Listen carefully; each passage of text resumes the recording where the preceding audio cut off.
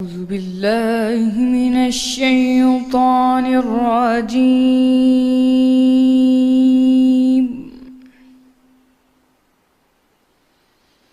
بسم الله الرحمن الرحيم.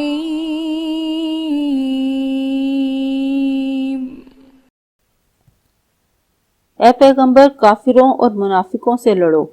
اور ان پر سختی کرو، اور ان کا ٹھکانہ دوزخ ہے اور وہ بری جگہ ہے۔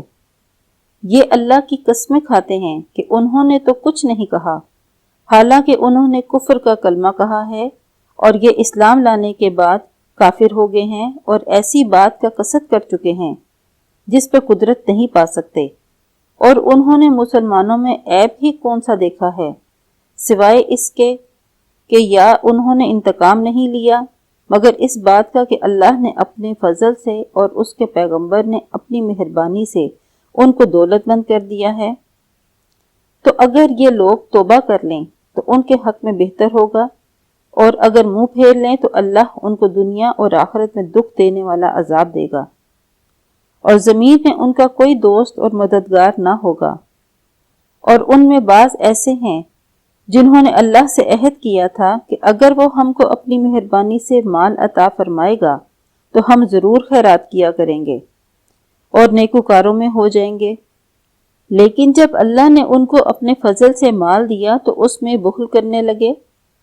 اور اپنے عہد سے روگردانی کر کے پھر بیٹھے۔ تو اللہ نے ان کا انجام یہ کیا کہ اس روز تک کے لیے جس میں وہ اللہ کے روبرو حاضر ہوں گے ان کے دلوں میں نفاق ڈال دیا، اس لیے کہ انہوں نے اللہ سے جو وعدہ کیا تھا اس کے خلاف کیا، اور اس لیے کہ وہ جھوٹ بولتے تھے۔ کیا ان کو معلوم نہیں کہ اللہ ان کے بھیدوں اور مشوروں تک سے واقف ہے، اور یہ کہ وہ غیب کی باتیں جاننے والا ہے؟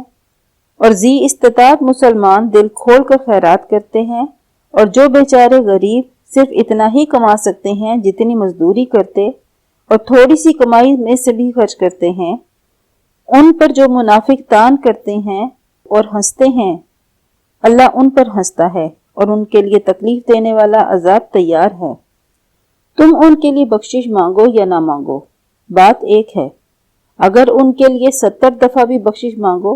تو بھی اللہ ان کو نہیں بخشے گا، یہ اس لیے کہ انہوں نے اللہ اور اس کے رسول سے کفر کیا،